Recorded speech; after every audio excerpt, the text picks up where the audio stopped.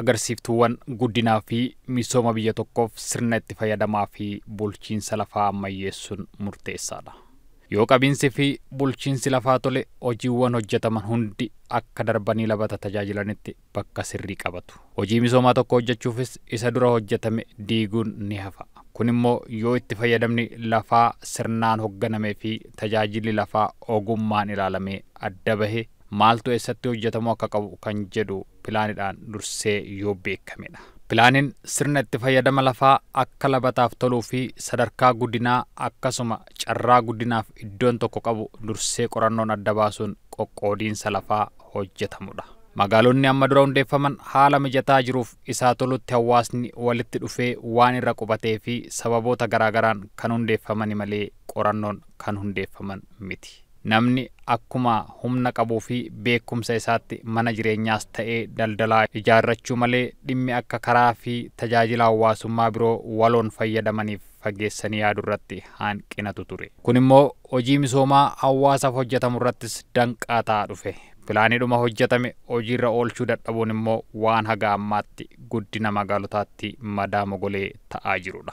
Rakkoo kana keessaa ba'uuf mootummaan iddoowwan carraa magaalaa ta'uu qabanii fi sochii keessa jiran adda baasee akka bu'uura pilaaniitiin hojiin kamuu hojjetamu dursee hojjechuu eegaleera.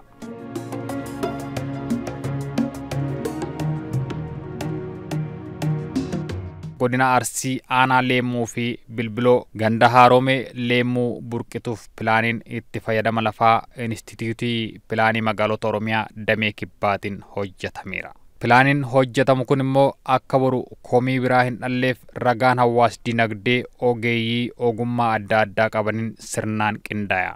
Iddoowwan ulfoo fi amma dura hawaasni tajaajila adda addaatiif fayyadamaa tures pilaanii kanaan hammatamee tajaajila isaa itti fufa.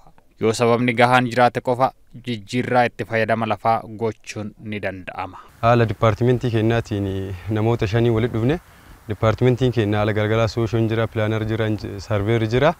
Kanumarra dhaabannee haaromtee magaalaa gandattii takka haaromsuudhaaf kaka'umsa fedhii keenyas waan jiru isumarra dhaabbanneeti jalqabatti sooshoo keenya uummata irraa erga funaannannee deemne haala ogee sarveeraa tokkootiin daataa funaannannee turre.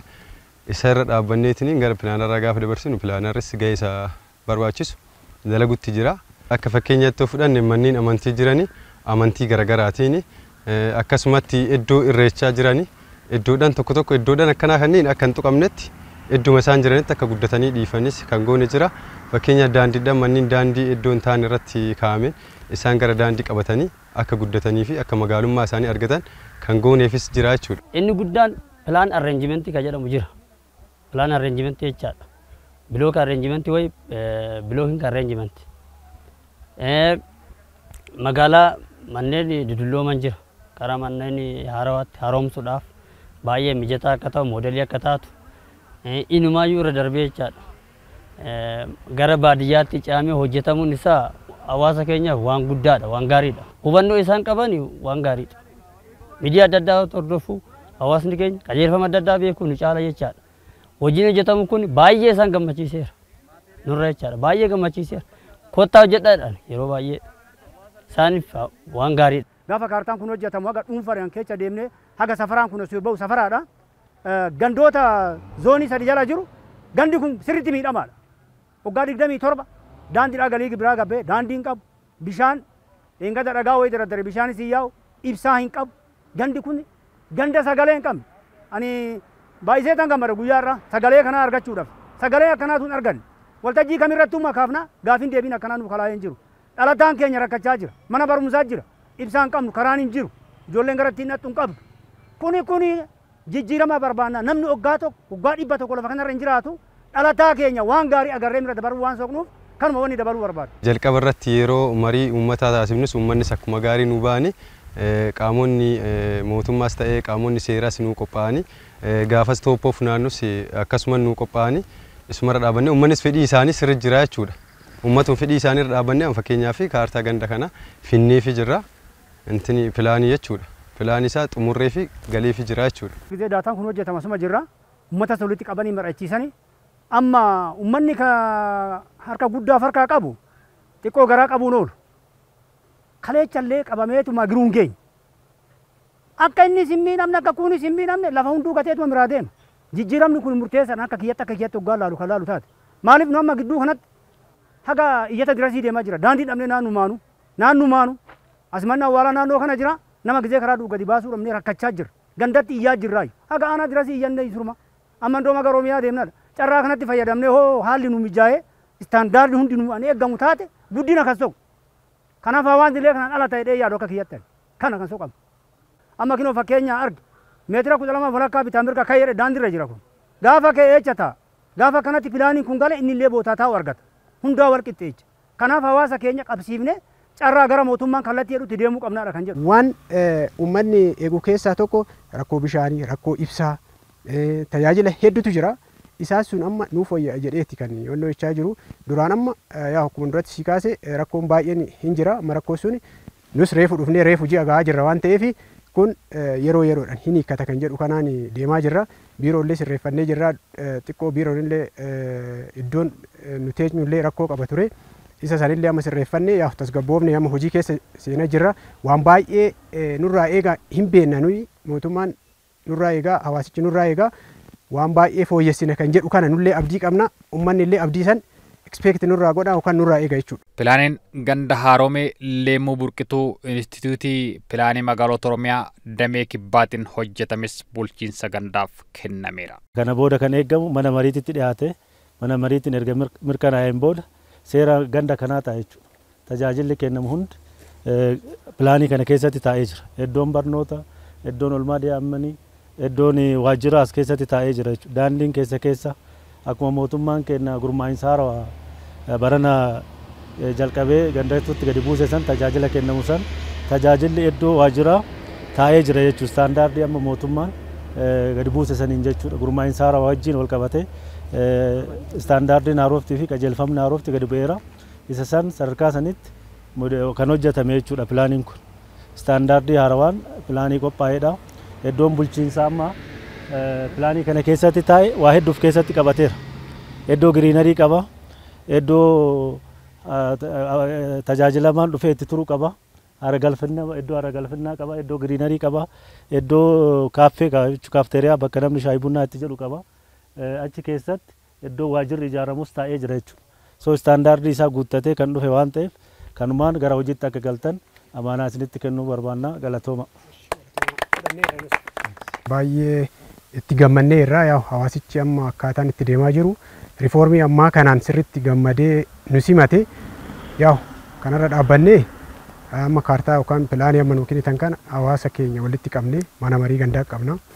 Warra amma sadarkaa kanarraa gadi bu'e rifoormiidhaan hin jiranii isaan mari'achiisnee dhimma kana akkuma amma OAdhaan ofitti nu fudhatan kana uummata keenya mari'achiisnee itti dhiyaannee qabeenyi kun kan mootummaati. Mootummaan immoo amma sa'aatii kana isinitti gabbu'ee raawwatee isin tajaajiluu barbaada. Kanaaf maal jettu jennee mari'achiisna. Ispeeshaalii naannoo biiroo kana immoo kan fudhatan ta'e baay'inaan nama dhuunfaadhaan qabamee jechuudha. Kun kan mootummaati. Dhimma mari'achiisnee sirriidha. Rifoormiin amma dhufe kun rifoormii sirriidha. Uummanni keenya sirriitti tajaajilamuu waan barbaaduuf even lafa mootummaa asitti saamame dhiisati kan keenya ofirraa fuunee kenninee tajaajila kana argachuu qabna jechuudhaan amma iddoo kana keessa seentanii kan laaltan ta'e dargaggeessi zoonii kana jiraatan zoonii kana hanganda kana keessa jiru bahee raawwate qulqulleesse fedhii isaatiin osoo nun gaafatiin dallaallee dalla'ee duuba kana darbitan amma qorqoorro waajjirri kun duraan akkana hin turre. Pilaaniin itti fayyadama lafaa kun sirnaan hojiirra oolan borumtii misoomaa fi guddina iddoo kanaaf bu'uura sirrii kaa'a. Kun immoo hojii guddaa hawaasni ganda Haroomee Leemuu Burqituu fi bulchiinsi gandichaa waliin hojjechuu qabudha. Egaa pilaanii hojjechuun qofti guddina iddoo tokkoof murteessaa miti. Dhimmi murteessaan pilaanii hojjetamee waraqaarra jiru kana qabatamaan hojiirra oolchuun hawaasni akka irraa fayyadamu hojjechuudha.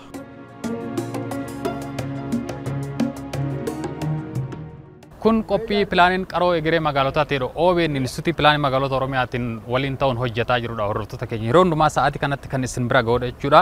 Qophii keenya irraatiin godina Arsii aanaa Leemuu Bilbiluu ganda Leemuu Burqituu dhaquudhaan hojii asitti hojjetamaa jiru keessatti erga mootummaan caasaa gara gandaatti gadi buusuu eegalee gandoottan baadiyyaa kanatti hawaasatti giddugaleessa garaa ta'een dhaabbilee misoomaa adda addaa kanneen akka gabaa kanneen akka giddugala daldalaa dhiyeenyatti akka hawaasni argatu gochuudhaan hawaasni ifaajii malee qeesaa taa'ee tajaajila mootummaa irraa barbaadus tajaajila gabaa irraa barbaadus akka argatuuf kaayyeffameen magaalonni akkanaa kun kan hundeeffamanii egaa akkuma na duubatti ilaaltan sochiin naannoo kanaa naannoon kun horsiisa loonii akkasuma qonnaan beekamaa konkolaattonni daandii kana imalan asitti hawaasa buusuudhaan hawaasni ciree isaa asitti godhataa laaqana isaa aannan asii dhugaa jechuudha aannaniin beekama gandi kun. Iddoon kun immoo daandii konkolaataa guddaa irratti jiraachuun isaa asitti hundeeffamuun isaa immoo hawaasa naannoo kanaatiif haala gabaa mijataa uumeetti kan jiru. Kun immoo guddina naannoo kanaatiif irree guddina diinagdee naannoo kanaatiif hawaasni waan ofii qabu san gabaatti baasee akka daldalachuu danda'u akka gara diinagdeetti ittiin ce'uu danda'u mana gaarii keessa jiraachuu akka danda'u gochuudhaaf carraa mijataadha kan uume. Egaa qabatamaadhaan kan ilaalaa jirrus kanuma. Kaleemtuu hin jiru bootaa kana. Har'a jijjiiramni jiraatee konkolaataan adda adda dhufee bootaa kana hoggaa bu'u guddina guddaadha. Namni maal soqa dhalataa ofiitiif waan gaarii hoggaa dabarsee beeku. Bibittinnaa ura walitti qabamee kan nu soqnu ibsaa karaa bishaan gaafa nuu gale bakka namni ga'uu barbaadu. Bibittinnaa ura jiruun illee garanna jirti. Gabaan illee garanna jirti. Namoonni naannoo kana jiran amma sirriitti jijjiiramanii jiru. Haga akka wanti daftara wal beekuu durasii gaan kalee kun hin jiru. Aanoo iddoon isaanitti makamee isaan wajjiniin dalagadhee gaariidha. Isaan amma waa hojjechaa jiran kunis immoo iyyuu waamma isaanii beekanii karaarraa haga murtaa'isanitti hiiqanii gaafa wannoodhaan hin miidhaman. Karaan kun bal'achuu isaan oolu amma asitti kun lafti dhiphatee jira. Kanaaf gaafa fooyya'e das namadha nan gammada. Waan agarreen beekne argaa jira Oromii kanattu amma. Kanaaf nu wanni barbaannu maaliin jijjiirama. Bakka namni biraa ga'uu barbaannu guddina kan soqamu dhalataa keenya waan gaarii dabarsinee biraa deemuu soqu. Akkaataa amma laallu kanaan amma xiqqaadhuma kanarrattu uummanni biyya kanaa kan itti fayyadamu annani horsiisa horiitiin kan karaa deemu immoo hoggaa dhufu asitti akkuma Awwaash irratti cimmaaqii maal uummanni baay'ee fayyadamu annaniin fayyadamaa jira asitti namnuu nutti bayyanatee nu bira darba. Kanaaf wanni guddinaan wal qabatu hoggaa naannoo kana dhufe das nu jedhan. Mootummaan tajaajila si'ataa fi tajaajila uummataaf kennuudhaaf gara gurmaa'insa kanaatti deeme pilaaniin kennas iddoo giddugala ta'ee tajaajila uummataa kennuu danda'u san bakka bulchiinsaa san qajeelfama ammaa kanaan adda baasnee kan irratti hojjenne jechuudha. Kun immoo bu'aa hedduu fidee jira. Amma gandi kun yoo fudhanne ganda oomisha aannaniitiin beekamuudha jechuudha. Aannaniin beekamaa naannoon kun naannoo loon baay'inaan jiru konkolaataan hedduun dhaabbatees asitti aannan kana fayyadamee darba jechuudha. Komeershaal seenterii taatee jirti jechuudha. Soo ce'umsa gandaa mootummaan riifoormii godhee gandoota keenya kana diinagdeedhaan ceesisuudhaaf akka biyyaatti karoora qabame kanaaf ka'umsa guddaadha ganda moodel ta'ee. Hawaasni naannoo kanaatis caasan haaraan asitti dhufes wanti kun bu'uurarraa diinagdee hawaasaa utubaadha waan ta'eef akka gaariitti hojjetamuuf akka irratti xiyyeeffatan akka karoora qaban kan dubbatanii. Egaa gandi kunis immoo bu'uurumarraa pilaaniidhaan hundeeffamee akka boru diigumsi biraa dhufuu hin dandeenyetti bal'inni karaatis akkaataan ijaarsa manaa akkaataan immoo itti fayyadama lafaa kunirree qonnaaf maaltu eessatu qonnaaf ta'a eessatu immoo iddoo hawaasni dhaabbilee hawaasummaa adda addaatiif tajaajila itti baachuuf ta'a eessatu immoo yoo magaala ta'e yookaan immoo mana jireenyaatiif ta'e maal kan jedhu itti fayyadamni lafa isaaniirree qoqqoodamee har'a Instituutii Pilaanii Magaalota Oromiyaa damee kibbaatiin qoratamee dhufeeti kan inni jiru. Egaa bu'uura kanaan gaafa hojiirra oole immoo hawaasni abdii qaba. Kana hojjennee irraa fayyadamna waan jedhu qaba. Akkas ta'uuf immoo akka hojjetame akka pilaanni hojjetame kana irratti immoo qabatamaadhaan hojiirra yoo oole bu'aa diinagdee maalii qaba kan jedhu yaada hawaasarraa hubanna. Jiraatan naannoo kanaa kan irratti hundeeffamee jiru lafa. Lafti lafee duddaa jedhama.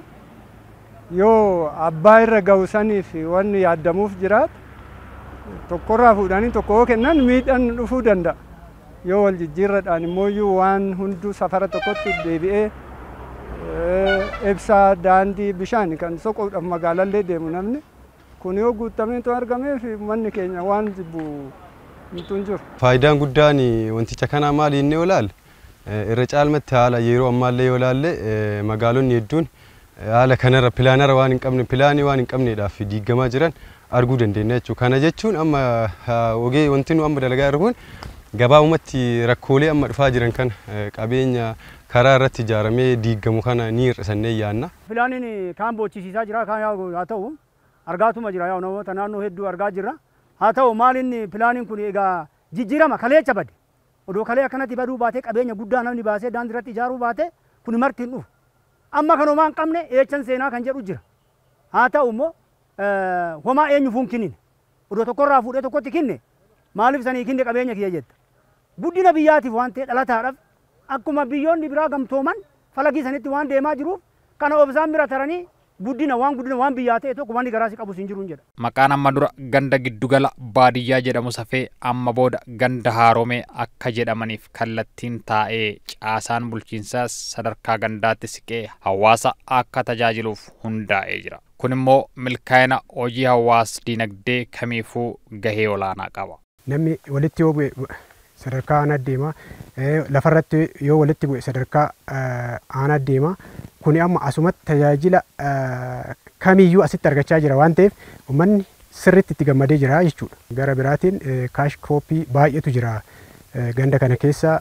Gandi kun aannan oomishaa, moosee oomishaa, wanni hin oomishamne hin jiru jechaadha ganda kana keessatti. Garuu sababa adda addaatiin kiraa sassaabdootaan as keessa nam'anii raawwatanii kan rakkisaa turan keessattuu moosee irratti baay'inaan oomisha. Gandi kuni moosee san keessa harka galfateeti dallaalan yookaan brokers kan jennu suni miidhaa ture jechuudha. Kanaaf amma gama nageenyattis ta'e gama misoomatiin hojii kamiyyuu qotee bulaa keenya wajjin taanee kiraa sassaabdoota kana dhabamsiisnee tajaajila sirrii fi qixaa fi mootummaa akkaataa istaandardiin isaa barbaadu saniin galmaan geenya kan jedhu kan abdii qabaa jechuudha. Dameen kibbaa kun gara godina 8 jala qaba.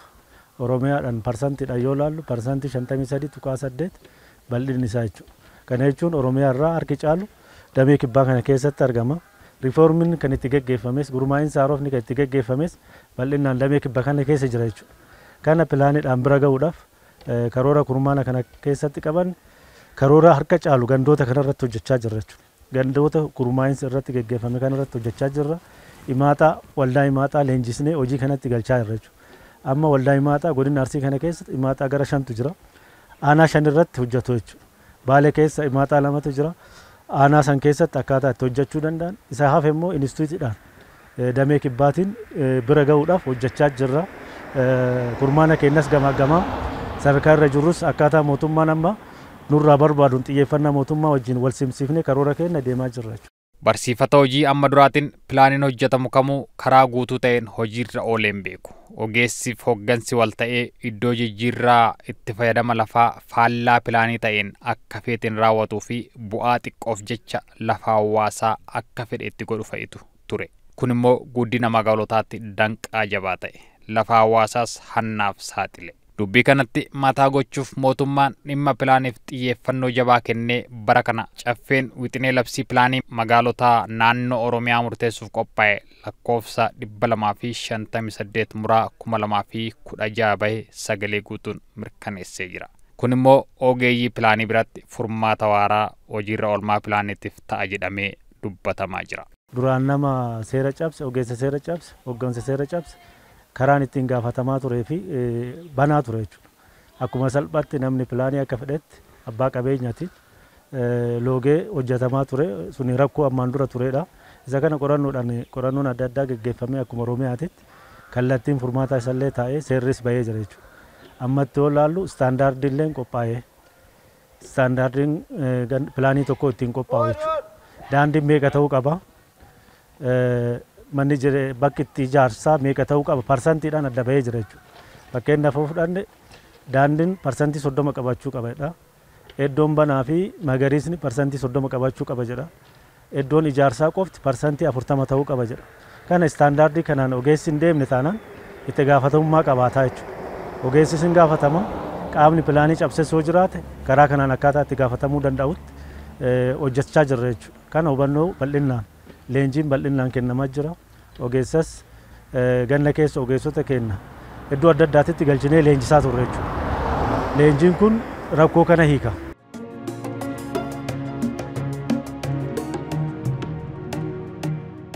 Galatooma OBN ani baay'ee galateeffachuun barbaada.